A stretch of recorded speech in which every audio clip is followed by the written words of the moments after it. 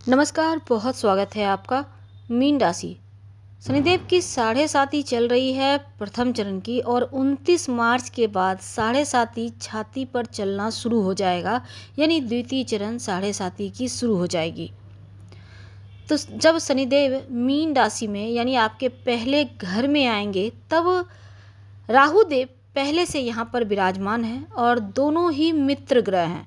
अब जब दो दोस्त एक साथ होंगे तो पार्टी ही होगा, लेकिन ब्रह्मांड में जिसको हम पिशाच योग कहते हैं, इसका निर्माण होने जा रहा है। इस योग का कुछ अच्छा फल भी है और कुछ थोड़ा सा ये कह सकते हैं कि लक्ष्य की प्राप्ति के लिए जो आप अभी तक प्रयास कर रहे हैं, उस लक्ष्य को प्राप्त करवाएगा राहु।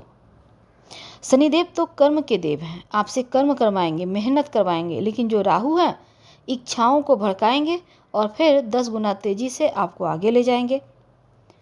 अब देखिए, सापित योग जिसको कहते हैं, पिशाच योग, प्रेत योग भी इसको कहा जाता है, अधूरी इच्छाओं की पूर्ति कराने वाला ये योग है। जिस इच्छा की पूर्ति के लिए आपने बहुत प्रयास किया और करके छोड़ दिया, अभी भी प्रयास कर रहे हैं पर वो पूरा नहीं हो पा रहा है काम, उस काम को पूरा होने का वक्त आ गया है। और ये पिशाच योग भी वही है। पिशाच क्या होता है? जब कोई व्यक्ति मृत्यु को प्राप्त होता है, इच्छाएं अधूरी रह जाती तो वो पिशाच बन जाता है। बिल्कुल ऐसे ही शनिदेव राहु का जो ये युति है, ये पिशाच योग, आपकी तमाम अधूरी इच्छाओं को पूरा कराने वाला। अब जो शनिदेव है ना, वो क्रूर ग्रह हैं, पापी नहीं है, क्रूर है। लेकिन जो राहु है ना, वो पापी है। अब राहु पाप कर्म, लंद फंद, गलत कार्य, इन चीज़ों से धन देता है, और जो शनिदेव हैं वो सीधा कर्म करवाएंगे, मेहनत करो हम दे रहे हैं। तो ये दोनों में यही अंतर है। और ये पिशाच योग जीवन की अधूरी इच्छाओं को तो पूरे करेगा और साथ ही कामनाओं की भी पूर्ति करवाएगा। सावधानियाँ क्या है? देखिए, राहु भ्रम है, जादू भी है, इसलिए अनायास ही आपको नज़र दोष का शिकार होना पड़ सकता है। इस योग में व्यक्ति पर तंत्र मंत्र क्रिया का असर जल्दी होता है, इसलिए इस योग के समय 29 मार्च से 18 मई तक का जो वक्त है, आपको थोड़ा संभल के रहना है। राह चलते किसी को आपसे कोई मतलब नहीं है, लेकिन आपके पहनावे ओढ़ावे पे, आपके जूते चप्पल पर भी किसी की दृष्टि पड़ गई, उसकी पसंद आ गया, तो वहाँ आपको ऊपर नज़र लग जाएगी। अब आप सोचेंगे अच्छा खासा चल रहे थे, ठोकर कैसे लग गई, मैं कैसे गिर गया? तो ये लोगों की नज़र भी होती है। अच्छा खासा मूड बनाकर घर से निकलेंगे और आप बहुत अच्छे कपड़े पहने, बहुत खुश हैं, मुस्कुरा रहे हैं, अब मुस्कुराहट को नज़र लगी, सारा दिन मूड खराब, ये हो सकता है इस मध्य। अब इससे बचने के लिए क्या करेंगे, ये भी हम आपको बताएंगे।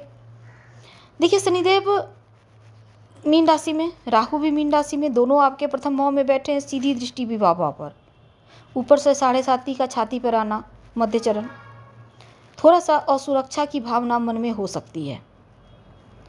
शरीर पर बैठे हैं शनिदेव, पहला घर स्वास्थ्य का है, शरीर का है। राहु कहते हैं आपके मन में भय भ्रम देगा। अब शरीर पर, छाती पर बैठे हुए हैं शनिदेव, स्वास्थ्य में थोड़ा गड़बड़ करेंगे, अपना स्वास्थ्य का ध्यान रखें। करियर को लेकर भय भ्रम रहेगा, हालांकि बहुत हद तक ज़्यादातर देखा जाएगा कि स्वास्थ्य को लेकर आपको भ्रम ही है। और एक और चीज़ है कि आप कार्य क्षेत्र में आगे बढ़ेंगे और मेहनत करेंगे, सफलता भी मिलेगी। आपके अंदर जो भावना है उसको राहु ही एकत्रित करता है। आपके अंदर जो किसी चीज़ को पाने का जुनून होता है, दीवानगी होती है, वो भी राहु पैदा करता है। तो आप दीवानगी आपके अंदर किसी चीज़ को प्राप्त करने को लेकर है, तो राहु आपको प्राप्त करवाएगा, करियर में ऊंचाइयों तक ले जाएगा। और शनिदेव कुंभ राशि को छोड़कर आए हैं, 29 आ रहे हैं 29 मार्च को, और राहु जो है 18 मई को कुंभ राशि में चले जाएंगे। यानी राहु वक्री चलते हैं तो हमेशा पीछे ही चलेंगे। अब राहु देव 15 महीने कुंभ में रह रहे, 15 महीने मीन राशि में हैं, और 18 मई को महापरिवर्तन करेंगे, और शनिदेव 29 मार्च को आपके पहले भाव में।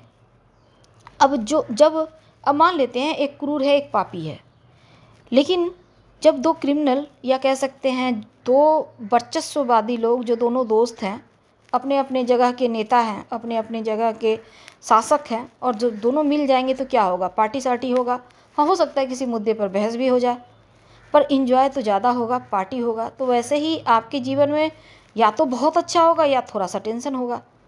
हालांकि राहु भ्रम भी देगा, क्योंकि जिस चीज़ का कारक है वो तो देगा, और शनिदेव हैं जो मेहनत करवाएंगे, मेहनत का फल देंगे। तो नई अनुभूतियाँ जीवन में होंगी। अब देखिए, शनि की जो दृष्टि है सीधे 10वें भाव पर है, कर्म क्षेत्र पर। शनिदेव राहु दोनों का कार्य क्षेत्र में बढ़ोतरी होगी और शुभ संयोग है, वरदान मान के चलिए, क्योंकि आप जो मेहनत कर रहे हैं उसका फल मिलेगा। अधूरा कार्य पूरा करवाएगा। पिशाच योग है तो कार्य क्षेत्र में उन्नति भी करवाएगा। ज्योतिष कहता है जो आपने कुछ चीज़ों को अधूरा छोड़ दिया है वो भी अधूरा इस पीरियड में पूरा होगा। आपने कोई इंटरव्यू दिया है, बहुत समय से आपका रिजल्ट नहीं आ रहा, इस पीरियड में आएगा।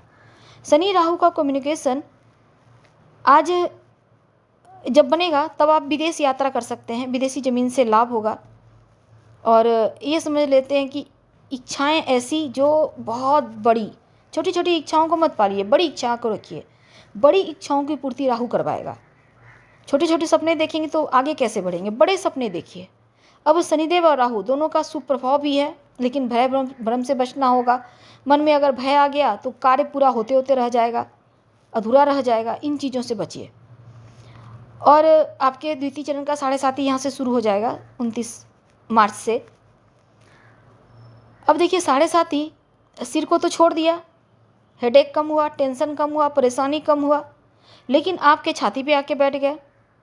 अब आपका स्वास्थ्य को लेकर थोड़ा सा आपको सावधान रहना है। कहते हैं ना, छाती पर बैठ के मूंग डालना, बिल्कुल वैसे ही।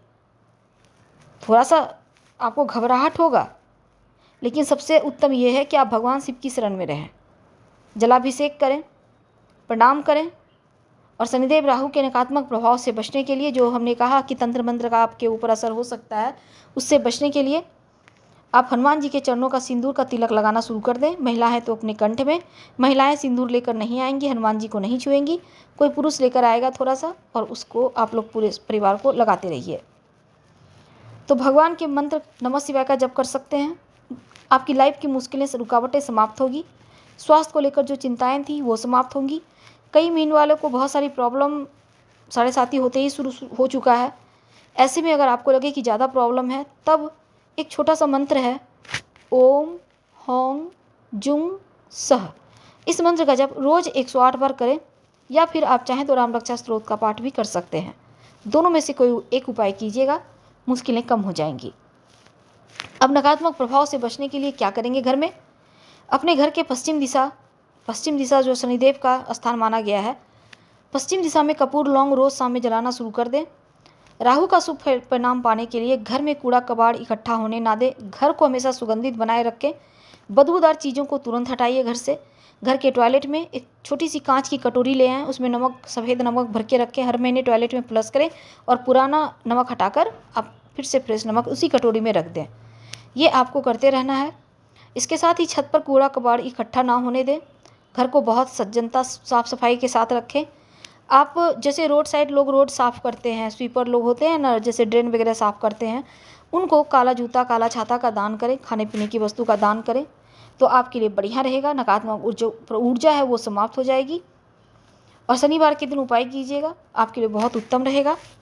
हम आपसे विदा लेते हैं। जानकारी अच्छी लगे तब लाइक कर, सब्सक्राइब करें, शेयर करें, कमेंट करें। धन्यवाद।